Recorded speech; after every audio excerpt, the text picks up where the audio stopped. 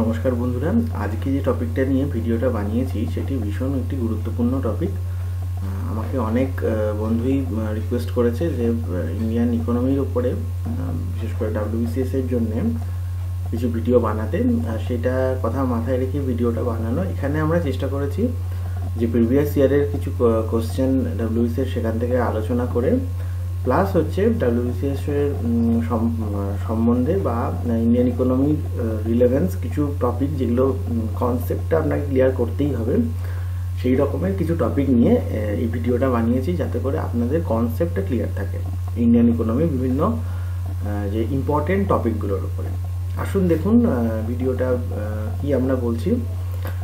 প্রথমে যে দিয়ে ভিডিওটা শুরু করব সেটা হচ্ছে যে অ্যাকাউন্ট, যে ইন্ডিয়ান ইকোনমির যে তিনটে মেন অ্যাকাউন্টের উপরে ইন্ডিয়ান ইকোনমি দাঁড়িয়ে আছে, সেটা এই তিনটে অ্যাকাউন্ট হচ্ছে, একটা হচ্ছে consolidated fund of India, all the revenue received, loan raised and interest. এই সমস্ত কিছু এই কনসলিডেটেড ফান্ড অফ ইন্ডিয়াতে জমা হয়। এছাড়া আছে public accounts of India, all other receipts by the government such as deposit, service fund and the other remittance go into public accounts. এছাড়া যেটা আরেকটা আছে সেটা হচ্ছে contingency fund of India. This fund was established under article 267(1) of the constitution, যেখানে contingency fund হচ্ছে একটা আপৎকালীন fund. যুদ্ধের সময় বা বিভিন্ন প্রাকৃতিক বিপর্যয়ের সময় কন্টিনজেন্সি ফান্ড থেকে প্রাইম মিনিস্টার সেখান থেকে ফান্ড ছাড়েন, টাকা ছাড়েন, সেখান থেকে টাকা রিলিজ করেন। এই প্রধানত এই তিনটি ফান্ডই আছে মেন আমাদের, যেখান থেকে কিন্তু ইন্ডিয়ান ইকোনমি দাঁড়িয়ে আছে। এরপরে যেটা ভীষণ গুরুত্বপূর্ণ, ইন্ডাস্ট্রিয়াল পলিসি। ভারতবর্ষ বর্তমানে যে ইন্ডাস্ট্রি পলিসির ওপর দাঁড়িয়ে আছে সেটা একদিনে হয়নি, বিভিন্ন সময় বিভিন্ন ইন্ডাস্ট্রিয়াল পলিসি রিলিজ হয়েছে, যেটা ইন্ডিয়ান ইকোনমির ক্ষেত্রে ভীষণ ইম্পর্টেন্ট। ফার্স্ট সেটা হয়েছিল the statement of industrial policy 1945। এরপরে এসেছিল the industrial policy resolution IPR of 1948 and 56, the মনোপলিস and restrictive practices act 1970, the industrial policy statement of 1973 and 77, the industrial policy statement of 1980 and the new industrial policy of 1991, যেটাকে NIP বলা হয় বন্ধুরা। এই 1991 সালে doctor Manmohan Singh এই new industrial policy release করেছিলেন। এটা ভারতবর্ষের ইন্ডাস্ট্রির ইতিহাসে ভীষণ একটি ইম্পর্টেন্ট। এখানে মুক্ত বাণিজ্যের যে কনসেপ্টটা, ওপেন ইন্ডাস্ট্রি ওপেন ইকোনমি যে কনসেপ্টটা এসেছিল, সেটা কিন্তু এই নিউ ইন্ডাস্ট্রিয়াল পলিসির ফলেই এসেছিল। তার আগে একটি ইম্পর্টেন্ট সেটা ছিল যেটা MRTP অ্যাক্ট 1970-তে, সেখানেও কিন্তু যে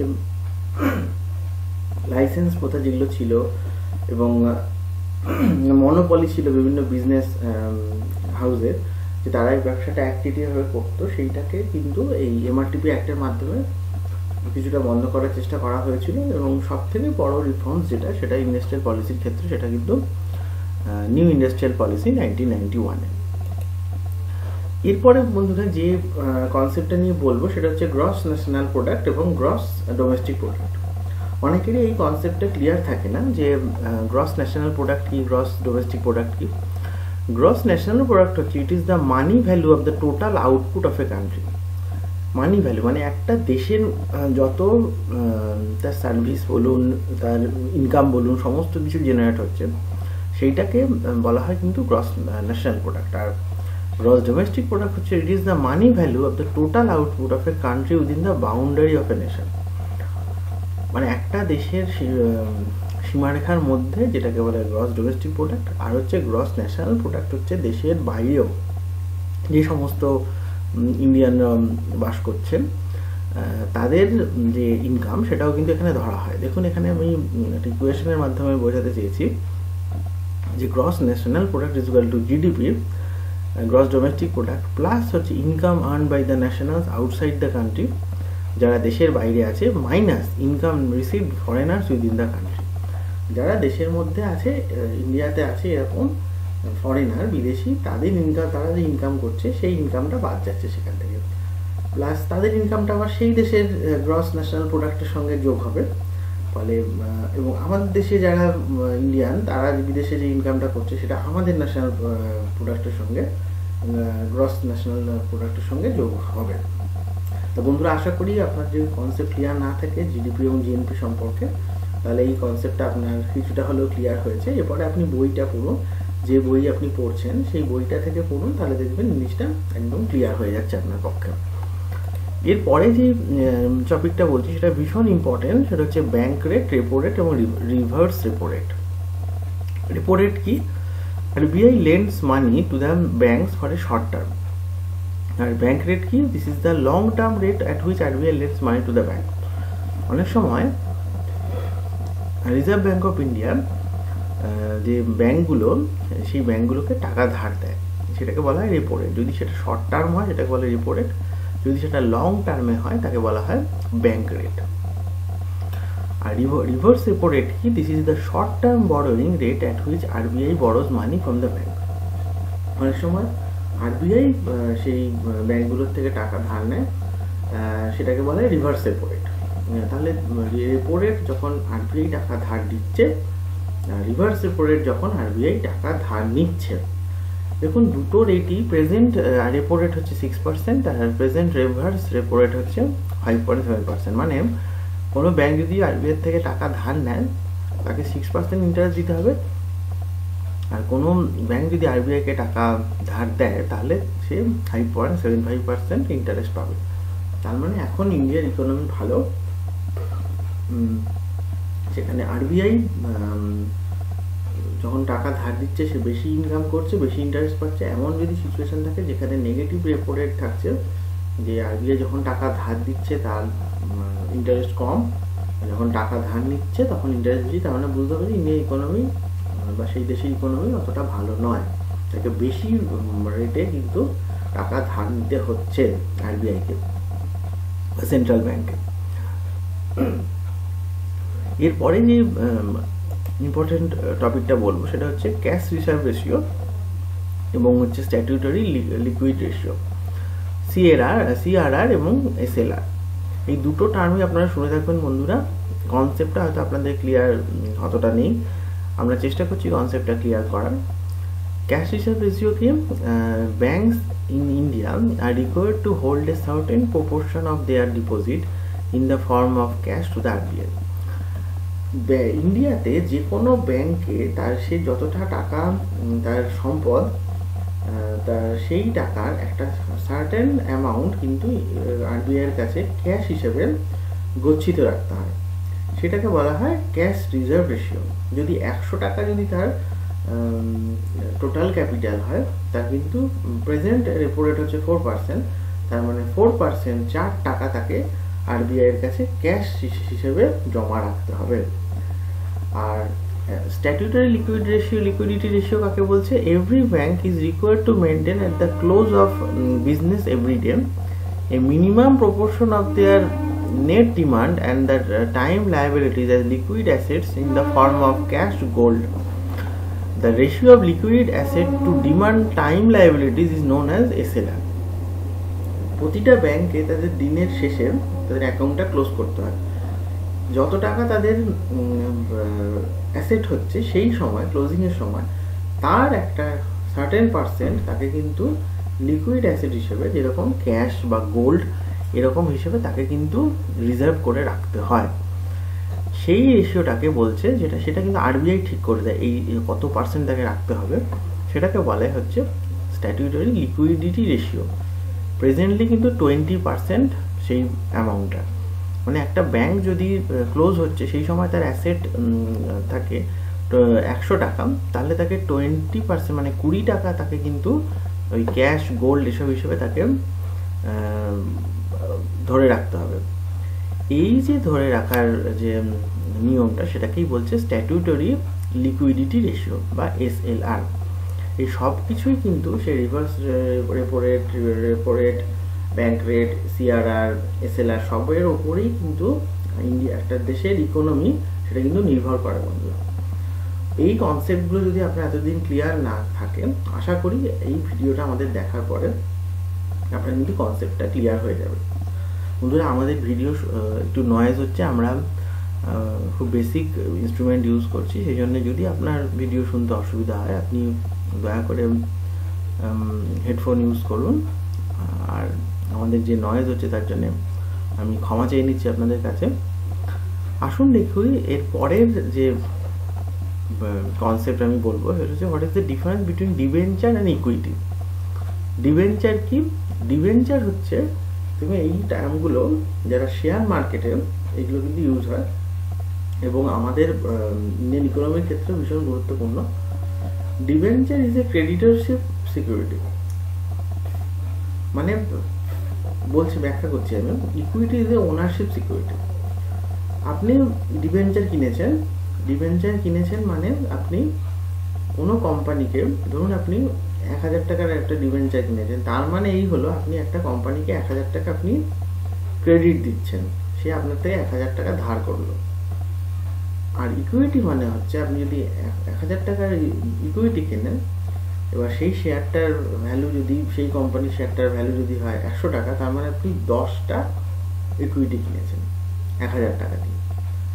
দুটোর মধ্যে ডিফারেন্স এই হচ্ছে যে ডিবেঞ্চার যখনই কিনছেন সেই কোম্পানিটা লাভ করুক কি লোকসান করুক, আপনি কিন্তু সেখান থেকে ডিভিডেন্ড পাবেন, সেখান থেকে যে ইন্টারেস্ট 1000 টাকার উপরে সেটা কিন্তু পাবেন।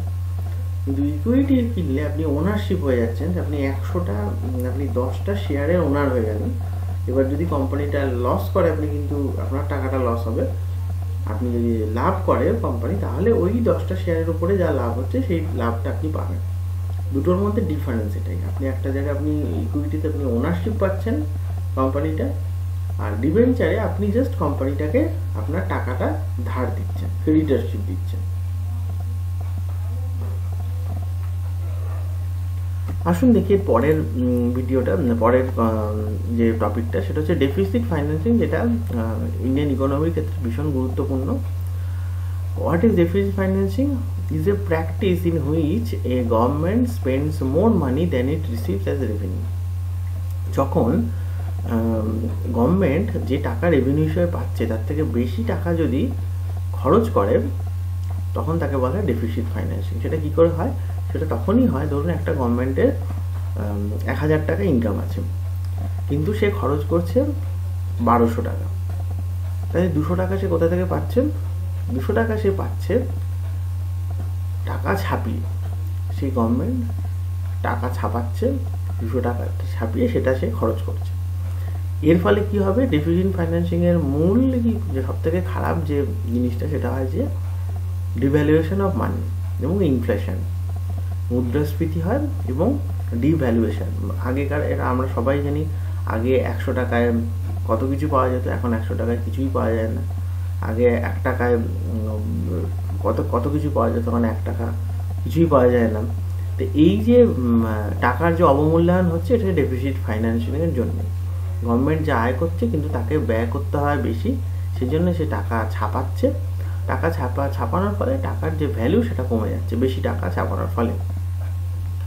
আশা করি এই কনসেপ্টটা আপনার ক্লিয়ার হলো। এরপরে যেটা হচ্ছে, how many times Indian currency ডিমনিটাইজড।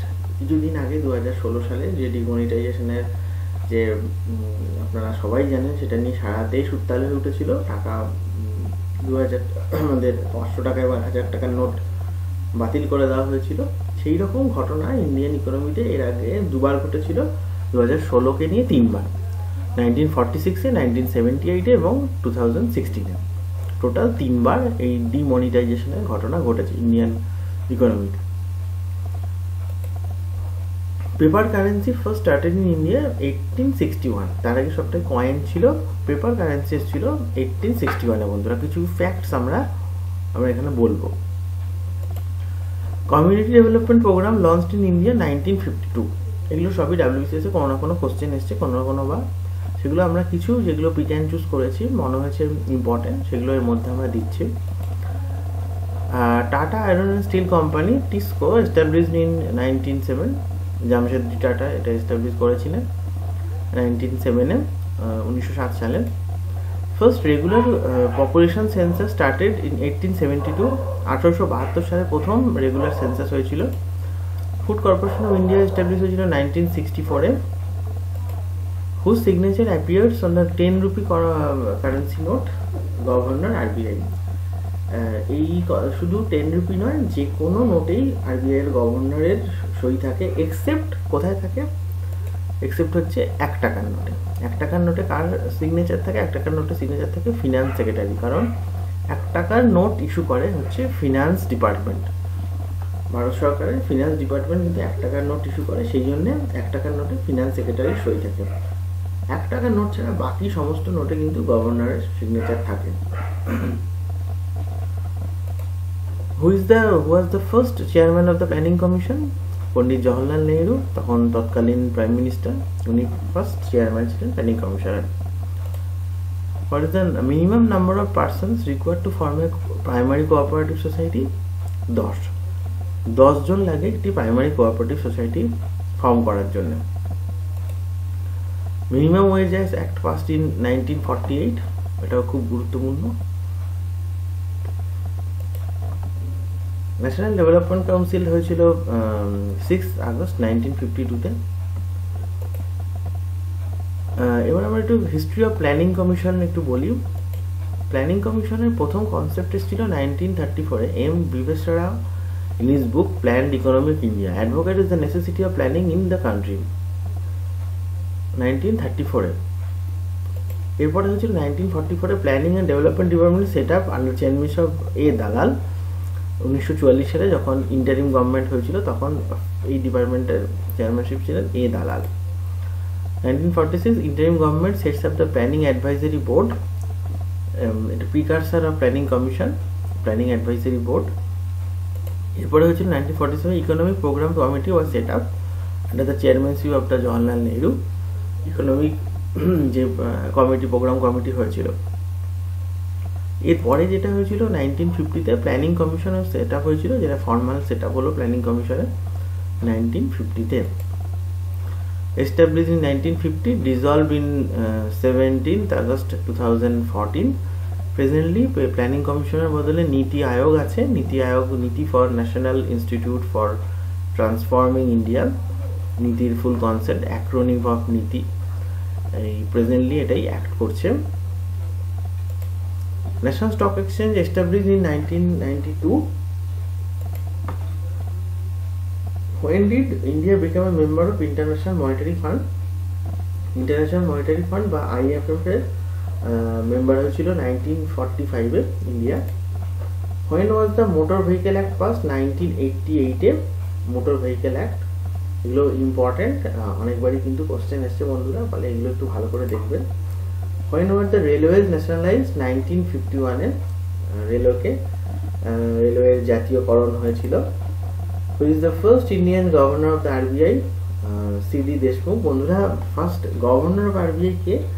এটা আপনারা দেখুন, এটা আপনাদের হোম টাস্ক থাকলো। এটা ইন্ডিয়ান গভর্নর ছিলেন সিডি দেশমুখ, কিন্তু ফার্স্ট গভর্নর কে ছিলেন সেটাও কিন্তু বন্ধুরা একটু দেখে রাখবেন। What is the cash crop? অনেক সময় ক্যাশ ক্রপের ওপর কোশ্চেন আসে। ক্যাশ ক্রপ কাকে বলে? যে এই crop produce for its commercial value, like coffee, tea, যেই শস্যগুলো তার কমার্শিয়াল ভ্যালু বিক্রির জন্য, মেনলি তার একটা কমার্শিয়াল ভ্যালু আছে বলে বিক্রি করা, তো প্রডিউস করা হয়, তাকে বলা হয় ক্যাশ ক্রপ। কফি, টি, আপনার জুট, কটন, এগুলো সব হচ্ছে গিয়ে cash crop. What is the progressive tax? Is a tax in which tax rate increases as the taxable income increases, like income tax. Progressive tax মানে হচ্ছে যখন তার ট্যাক্স রেটও বাড়বে, যখন ট্যাক্সেবল অ্যামাউন্টটাও বাড়বে। আপনার ইনকাম কম, আপনাকে কম ইনকাম ট্যাক্স দিতে হয়। আপনার বেশি ইনকাম, আপনাকে বেশি ইনকাম ট্যাক্স দিতে হয়।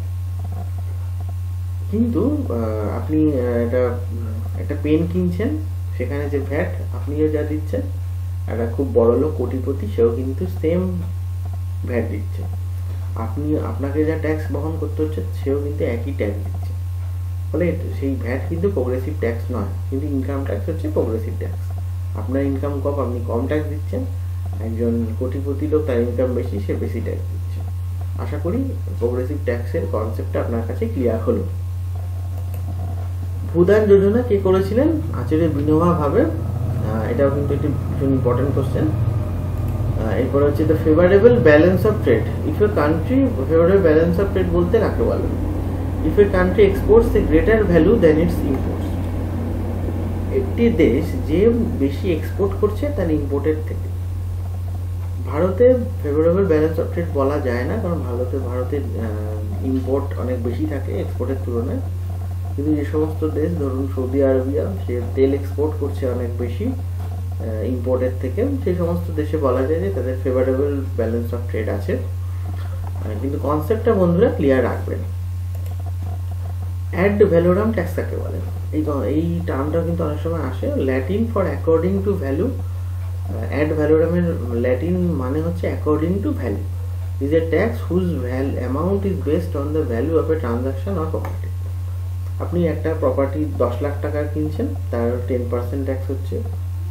আপনি একটা প্রপার্টি 20 লাখ টাকার কিনছেন, সেখানে 10% ট্যাক্স, তার অ্যামাউন্টে বেশি হচ্ছে। উদাহরণ হচ্ছে ভ্যালু অ্যাডেড ট্যাক্স। আপনার যেরকম ট্রানজাকশনের অ্যামাউন্ট সেই অনুযায়ী কিন্তু আপনার ট্যাক্সটা পড়ছে। আপনি 10 লাখ টাকা কিনলে আপনার কম ট্যাক্স পড়বে, আপনি যদি 20 লাখ টাকা কেনেন আপনাকে 20 লাখ টাকার উপরে ট্যাক্স দিতে হবে। যেরকম তার ভ্যালু সেরকম ট্যাক্স, এটাকে বলা ad valorem tax. What is corporation tax? Corporation tax imposed on the net income of the company. এটি কোম্পানির যেরকম নেট ইনকাম আছে তার উপরে কর্পোরেশন ট্যাক্স বসে। How many banks were nationalized in 1969? 14টা ব্যাংক 1969 সালে ন্যাশনালাইজ করা হয়েছিল। Export import bank, exim bank established in 1982। Exim bank, এটাও ইম্পর্টেন্ট বন্ধুরা, এটাও একটুখানি দেখে রাখবেন। Industrial finance corporation set up in 1948। Industrial Finance Corporation. Regional Rural Bank RRB came into existence in 1975. এটাও ইম্পর্টেন্ট বন্ধুরা। NABARD established in 1982. Important. NABARD national যেটা rural bank যেটা আছে সেটা সমস্ত এগ্রিকালচার সেক্টরে এরা লোন দেয়। 1982-তে এস্টাবলিশ হয়েছিল। RBI established in 1935 কলকাতাতে। সিডবি এটা এস্টাবলিশ হয়েছিল 1990-তে, 1990 সালে। Trade union act passed in 1926। Which method RBI issued notes? Minimum reserve system. এটা ভীষণ ইম্পর্টেন্ট বন্ধুরা। মিনিমাম রিজার্ভ রেখে কিন্তু আরবিআই নোট ইস্যু করে। যে পরিমাণ নোট ইস্যু করছে তার কিন্তু 20% তারা মিনিমাম রিজার্ভ রেখে দেয় অ্যাজ এ গোল্ডের ভ্যালুর যে যদি 10 কোটি টাকা ছাপায় আরবিআই, তাহলে তার কিন্তু 20% অর্থাৎ তার 2 কোটি টাকা কিন্তু তারা যে রিজার্ভ রেখে দেয় গোল্ডের ভ্যালুতে, দিয়ে তারপরে তারা ছাপায়। এই সিস্টেমটাকে বলা হয় minimum reserve system. Presently RBI কিন্তু মিনিমাম রিজার্ভ সিস্টেমে কিন্তু টাকা ছাপাচ্ছে। গিল্ট এজ সিকিউরিটি কাকে বলে? গিল্ট এজ সিকিউরিটি আর bonds issued by some national government. কখন কোনো জাতীয় সরকার কোনো বন্ড ইস্যু করে বা কোনো খুব হাই ভ্যালুড কোনো বন্ড ইস্যু হয়, তখন বলা হয় তাকে গিল্ট এজড সিকিউরিটি।